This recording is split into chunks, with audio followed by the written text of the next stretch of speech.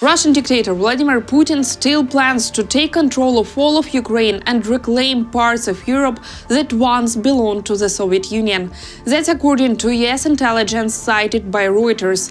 American officials say Putin's ambitions remain unchanged, even as international negotiators push for talks to end the war.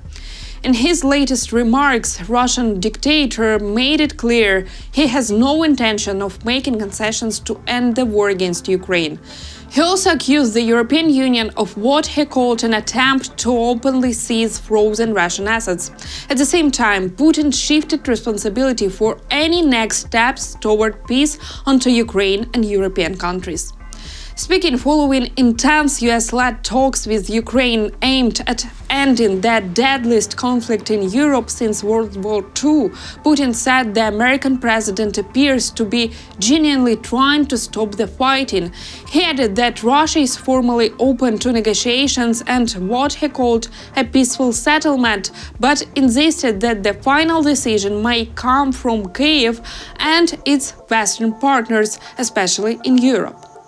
At the same time, the Russian leader continues to stress that Moscow is only willing to talk about peace after what it calls the root causes of the conflict are addressed. Arriving in Anchorage, I said that these would not be easy decisions for us, but we agree with the compromises being offered. So to say that we are rejecting something is completely incorrect and has no basis. The issue is entirely, fully on the side of our Western opponents, so to speak, primarily the leaders of the Kyiv regime and, in this case, above all, their European sponsors. Kyiv has repeatedly said it does not trust the Kremlin's claims about being ready for peace. Ukrainian officials continue to call for a ceasefire and point out that it was Vladimir Putin who ordered the full-scale invasion in February 2022, sending tens of thousands of troops onto Ukraine. Concerns are also growing among European allies. Many fear that potential US-led peace initiatives could end up favoring Moscow more than Kyiv. According to Reuters, US intelligence believes Russia's real ambitions go far beyond what the Kremlin publicly admits. 6 sources told the agency that a late September assessment by US intelligence agencies concludes Putin still aims to fully subjugate Ukraine and reclaim control over parts of the former Soviet Union. Those conclusions, sources say, have remained unchanged since the start of Russia's full-scale war and largely aligned with assessment from European leaders and intelligence services. The risk, they warn, extends beyond Ukraine to other former Soviet states, including NATO members. US Congressman Mike Quigley, a Democrat on the House Intelligence Committee, said intelligence findings have long shown that Putin's ambitions stretched well beyond Ukraine. He added that this view is widely shared across Europe, especially in Poland and the Baltic states, which openly see themselves as potential next targets of Russian aggression. The intelligence has always been that Putin wants more. The Europeans are convinced of it. The Poles are absolutely convinced of it. The Baltics think they're first. Ukraine's military intelligence chief is also warning about a possible Russian invasion of Europe. Kirill Budanov says Moscow originally planned to launch direct aggression against NATO countries by 2030s.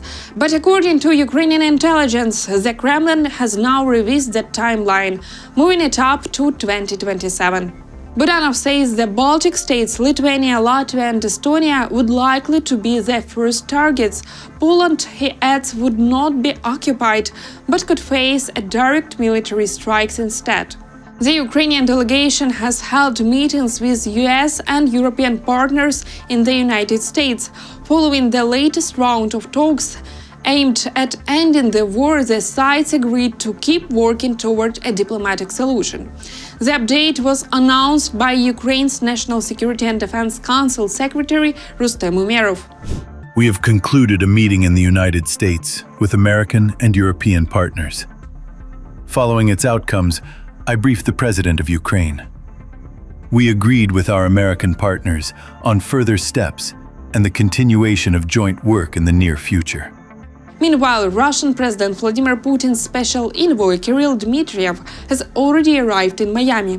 He is expected to meet with US envoy Steve Witkoff and Trump advisor Jared Kushner. President Donald Trump may also join the talks. The Miami meeting follows recent discussions in Berlin, where Witkoff and Kushner meet with Ukrainian and European officials. Those talks focused on finding possible compromises to bring an end to Russia's war against Ukraine. Hungarian Prime Minister Viktor Orban once again repeated Kremlin-style narratives, questioning whether Russia was responsible for launching the full-scale war against Ukraine. He made the remarks while criticizing European leaders over continued financial support for Kyiv, speaking to reporters on Friday, December 19th. After a European Council meeting, Orban argued that using frozen Russian assets would amount to what he called a declaration of war against Moscow. He also claimed that Western countries believe they can fight this war without spending their own money, assuming Russia would eventually pay the bill through war reparations. They calmly have breakfast at home, drink their coffee, and think that from a moral point of view, it's right to help a small country that was attacked.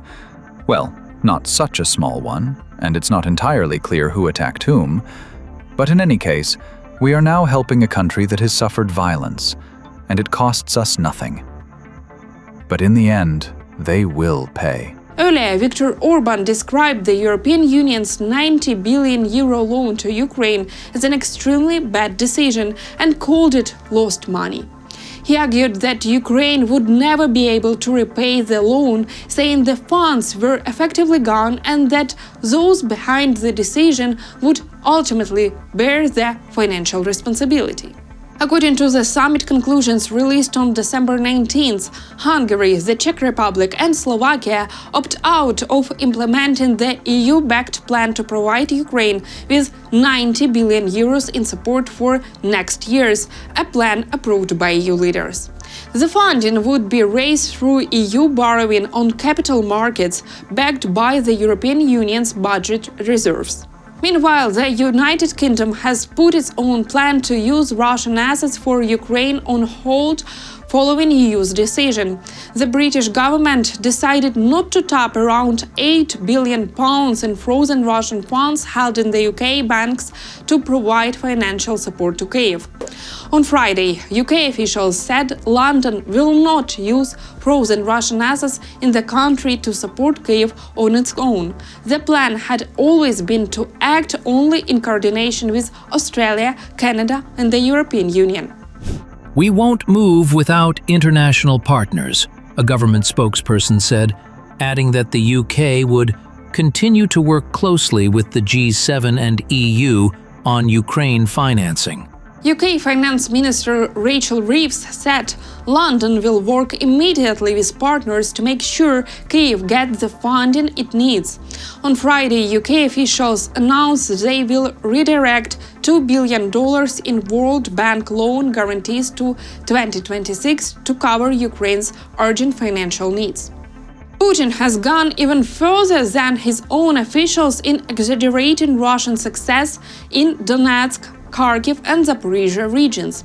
During a live Q&A session on December 19th, the Russian dictator widely overstated his troops' achievements on the front lines and made it clear he plans to keep the war going on in Ukraine, analysts from the Institute for the Study of War say. He claimed Russian troops had taken Siversk in Donetsk and Vovchansk in Kharkiv. He also said they occupied half of Liman, more than half of Konstantinivka, and half of Gulaipole in Zaporizhia. The Institute for the Study of War found no evidence to support these claims. Russia's control only tiny parts of these towns, about 7% of Gulaipole, almost 3% of Liman, and roughly 5% of Konstantinivka. Even Russian bloggers admit to just 7% of Liman and 11% of Konstantinivka. In Vovchansk, Ukrainian forces are still pushing back. Putin framed advances in Siversk and Liman as paving the way for Sloviansk. He claimed he has no doubt about taking Konstantinivka, but analysts note it would take Russian forces 2 or more years to take the rest of Donetsk region at current speeds and losses. Putin also tried to hide defeats in Kupiansk, claiming it was taken weeks ago. He said Russians were stalled east of the Oskil River due to cleaning operation.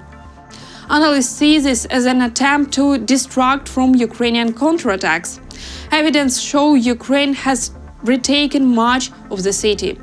Institute for the Study of War warns these false claims aim to pressure Ukraine and the West into giving in to Russia.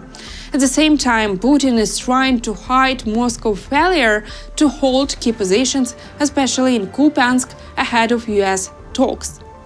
That's all for today. Thank you for watching, and don't forget to subscribe to our channel and leave your comments.